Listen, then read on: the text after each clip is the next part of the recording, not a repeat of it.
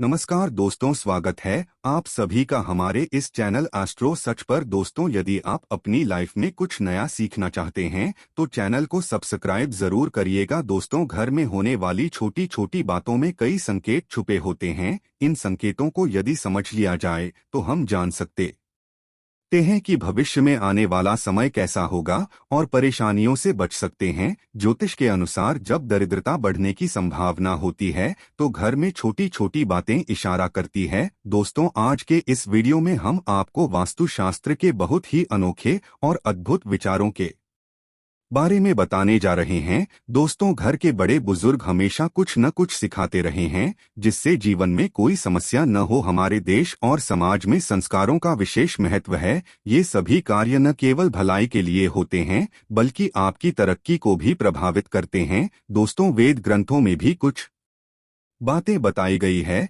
जिनको पूरा करने से आपका दिन हो जाएगा। आज हम आपको कुछ ऐसे ही उपाय बताने जा रहे हैं जिनके करने से न केवल मान सम्मान में वृद्धि होगी बल्कि धन लाभ के साथ भाग्य के दरवाजे भी खुलेंगे। दोस्तों, आज हम दुर्भाग्य को दूर करने वाली अचूक जानकारी आपको देंगे। और दोस्तों, आज आप जानेंगे कि शिव महापुराण में कुछ ऐसी वस्तुएं वर्णित है, कुछ ऐसी चीजें हम बताएंगे जिनका दान यदि व्यक्ति करता है तो कैसा भी दुर्भाग्य हो, कैसी भी तकलीफ हो, वह निश्चित रूप दूर हो जाती है। कभी कभी मनुष्य को कोई ऐसी तकलीफ घेर लेती है, कोई ऐसी परेशानी घेर लेती है जिससे वह स्वयं घुटता रहता है। वो ना किसी को कह पाता है, बता पाता है और नहीं उससे उसको निजात मिलती है। तो दोस्तों, महादेव की पूजा पाठ और उनकी आराधना करने से समस्त पाप और समस्त कष्ट दूर हो जाते हैं। दोस्तों, यह कहने वाली कोई ऐसी बात नहीं है जो सिर्फ आप हवा में कह दें और यह उठाई जाए। महादेव यानी शिवलिंग। शिवलिंग एक ऐसी चीज है जिसके पास बैठकर आप अपने कष्ट को कह सकते हैं। सबसे बड़ी जो चीज है वह विश्वास की बात है। यदि आप शिवलिंग पर विश्वास करते हैं, शिव महापुराण पर विश्वास करते हैं, तो निश्चित रूप से आपसे जो भी गलती हुई हो, जो भी कष्ट हुआ हो, आप बैठकर के सोमवार के दिन से पूजा आराधना शुरू करें तो निश्चित रूप से आपकी तकलीफ जो है वो दूर हो जाती है। आज हम दुर्भाग्य को दूर करने वाला शिव महापुराण में वर्णित एक विशेष चमत्कारी उपाय बताने जा रहे हैं। कुछ ऐसी वस्तुओं का दान बताने जा रहे हैं जिसे दान करने से आप जिससे प्रत्यक्ष या अप्रत्यक्ष रूप से जूझ रहे हैं वो कष्ट समाप्त हो जाएंगे। दोस्तों, शिव महापुराण में है क्या? शिव महापुराण में शिव जी की विस्तृत चर्चा है, विस्तृत जानकारी दी गई है शिव जी के बारे में। तो उसी में ऐसी 6 वस्तुओं का वर्णन है जिसका दान करने से मनुष्य जीवन के समस्त कष्टों से मुक्त हो जाता है। दोस्तों, में जो बहुत दानी महादानी कहे जाते हैं वो लोग दान के द्वारा पुनः धर्म के द्वारा आज भी जाने जाते हैं। जैसे कर्ण को ले लीजिए, कर्ण को कौन नहीं जानता। कर्ण को महादानी की संज्ञा दी जाती है, राजा बलि है। और राजा हरिश्चंद्र की कथा तो आप सभी जानते होंगे कि कितने बड़े दानी थे। स्वप्न में देखने के बाद वे अपने पूरे राज्य का त्याग कर देते हैं। दोस्तों, में ऋषि दधीची को भी दानी महादानी की श्रेणी में रखा जाता है। महर्षि दधीची एक कबूतर की रक्षा के लिए अपनी हड्डियों का ही दान कर दिया था, त्याग कर दिया था। तो ऐसे भी दानी हमारे समाज में होते हैं। पर दान का यह अर्थ बिल्कुल भी नहीं है कि आप अपने श्रद्धा और अपने से ऊपर दान करें। दोस्तों, कोई भी दान अपने सामर्थ्य के अनुसार करना चाहिए। एक चीज और बता दें कि यदि आप कोई भी दान करते हैं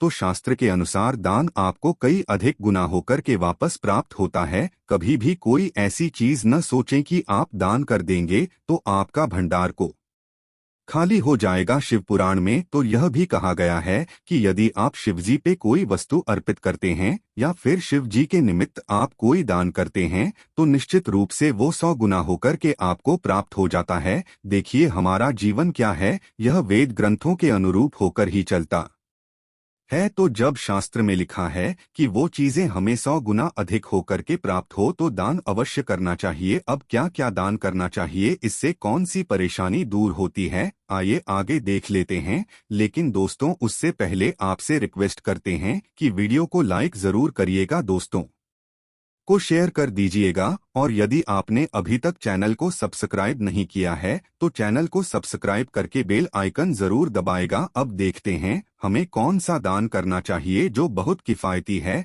हर कोई दान कर सकता है। और दूसरी चीज की यह प्रत्यक्ष अप्रत्यक्ष हर संकट को दूर कर सकता है चीज है नमक। नमक का दान करने से व्यक्ति यदि किसी प्रत्यक्ष अप्रत्यक्ष कष्ट से जूझ रहा हो, अप्रत्यक्ष का अर्थ होता है कि कोई ऐसी तकलीफ होती है जिससे हम स्वयं घुटते हैं, किसी को बता नहीं सकते, तो ऐसे ही आप सोमवार के दिन नमक का दान करेंगे तो फिर ये दुर्भाग्य आपकी जो गरीबी है या परेशानी है वो दूर हो जाती है। यानी नमक का दान आपके समस्त दुर्भाग्य को दूर करने में सहायक होता है। दान करते समय आपको एक बात का ध्यान रखना है, आप अपने हाथों से नमक का सीधे किसी के हाथ में दान न करें। इस बात का ध्यान रखें। नमक का पैकेट आप नीचे रखें। एक प्रकार का नमक होता है जो गोल गोल होता है जिसे साबुत नमक कहते हैं, वो यदि आपको मिल जाए उसे आप दान करते हैं तो वो सर्वश्रेष्ठ माना जाता है। पर पैकेट में जो नमक मिलता है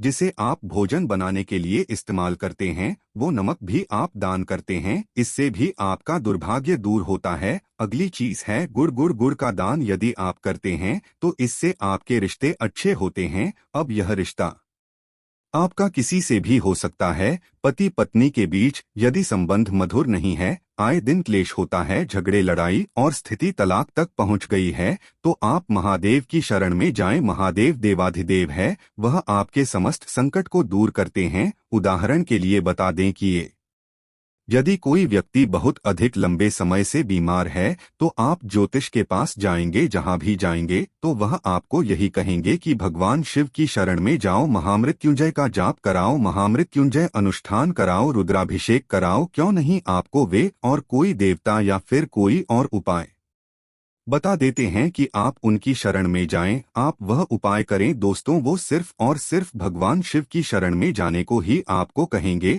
तो आप समझ लीजिए कि यदि आपका रिश्ता तलाक तक गया है, आपको लग रहा है कि अब बनने वाली नहीं है, तो हम आपसे कहेंगे कि आप महादेवी की शरण में जाएं। महादेव को सोमवार के दिन गुरु जरूर अर्पित करें, गुड़ का दान जरूर करें। दोस्तों गुड़ का दान करने से कोई भी रिश्ता हो, माँ बाप के रिश्ते हो या फिर आपका बच्चा आपका कहना नहीं मानता, बस एक बात याद रखिए कि किसी भी रिश्ते में यदि मिठास धनी हो तो सोमवार के दिन गुड़ का दान करें। दोस्तों गुड़ और रोटी गाय को खिलाने से भी आपके रिश्ते मधुर होते हैं, लक्ष्मी की प्राप्ति होती है, तो ये काम भी आप कर सकते हैं। अगली चीज जो शिव महापुराण में वर्णित है वो है तिल। तिल का दान करने से व्यक्ति का यदि आत्मविश्वास डगमगा रहा है, यानी कभी कभी आप देखते होंगे कि व्यक्ति बहुत ज्ञानी होने के बाद भी उसका आत्मविश्वास उसका साथ नहीं देता है। कभी कभी बच्चे पढ़ाई में अच्छे होते हैं लेकिन जब वो इंटरव्यू में पहुंचते हैं तो उनका कॉन्फिडेंस उनका साथ नहीं देता है, जानकारी के वो वहां से लौट आते हैं, हार जाते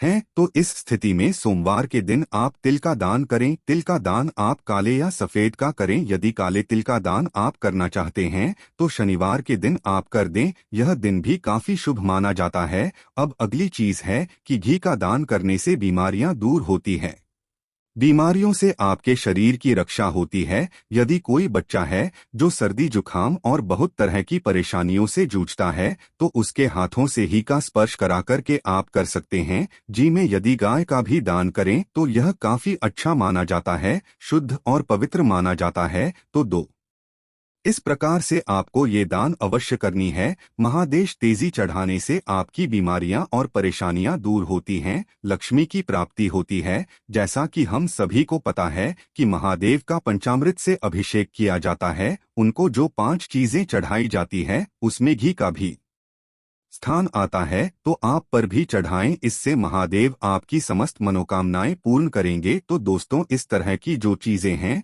वो हमें प्रति सोमवार दान करनी है। यदि ऊपर युक्त कष्टों से आप जूझ रहे हैं तो सोमवार के सोमवार आप इन चीजों का दान कर सकते हैं। अगली चीज है अनाज। बहुत प्रकार के अनाज हम दान करते हैं, जैसे कोई व्रत या उपवास रखते हैं तो फिर अंत समय में जब आप पालन करने जाते हैं तो उससे पूर्व में कहा जाता है कि आप ब्राह्मण भोज कराओ, परंतु ब्राह्मण भोज हर समय संभव नहीं हो पाता है, तो हम के निमित्त कुछ अनाज कर सकते हैं। अनाज दान करने से मां अन्नपूर्णा आपका भंडार कभी खाली नहीं रखती है। जैसा कि आप सभी जानते हैं कि मां अन्नपूर्णा शिव की अर्धांगिनी है, मां जगदम्बा स्वरूप है और उन्होंने भगवान शिव को यह वरदान दिया था कि जो व्यक्ति उनका अनादर नहीं करेगा उसका भंडार कभी खा नहीं रहेगा। तो यह कोई छोटी सी चीज आप मत समझिएगा कि भंडार खाली नहीं रहेगा। आपके खाली नहीं रहने का अर्थ है कि आपका घर अन्न और धन से भरा रहेगा।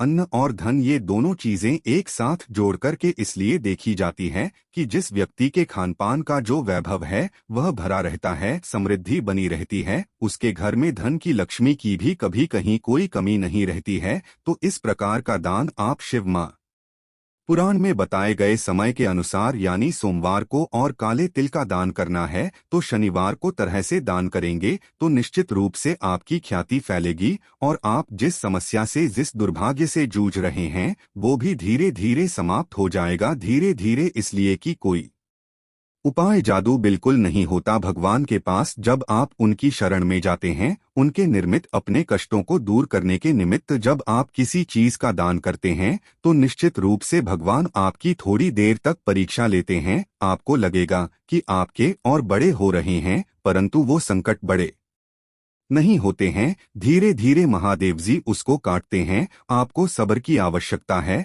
आप जब किसी परेशानी से जूझ रहे हैं तो सब्र रखिए और धीरे धीरे ये उपाय करते रहें। महादेव की कृपा से सब कुछ अच्छा हो जाएगा। आपका जीवन खुशियों से भर जाएगा। अगले चीज है कपड़ा। दोस्तों, वस्त्र दान करना भी बहुत उत्तम माना जाता है। जैसे कि सर्दियां चल रही है तो कंबल दान करना ऐसे में काफी उत्तम माना जाता है। जैसे कि मकर, बहुत सारे लोग वस्त्र दान करते हैं। वस्त्र दान करने से व्यक्ति की उम्र बढ़ती है, व्यक्ति दीर्घायु होता है। तो ऐसे में यदि कोई बीमार है, परेशान है, उसकी बीमारी लंबे समय से ठीक नहीं हो रही है तो उसके हाथों से कुछ वस्त्र स्पर्श कराकर आप दान कर दें। या फिर वो व्यक्ति जाने लायक है तो खुद जाकर जरूरतमंदों को दान करा दें। ये उपाय हम नहीं कह रहे हैं, ये उपाय वेद ग्रंथों में वर्णन है, शिव महापुराण में वर्णित। तो ये उपाय निश्चित रूप से आपकी संपूर्ण समस्याओं को समाप्त करेगा। कैसा भी दुर्भाग्य चल रहा हो, धीरे धीरे वो दुर्भाग्य महादेव की कृपा से घटने लगेगा। आज के लिए बस इतना ही दोस्तों। यदि आपको यह वीडियो पसंद आया है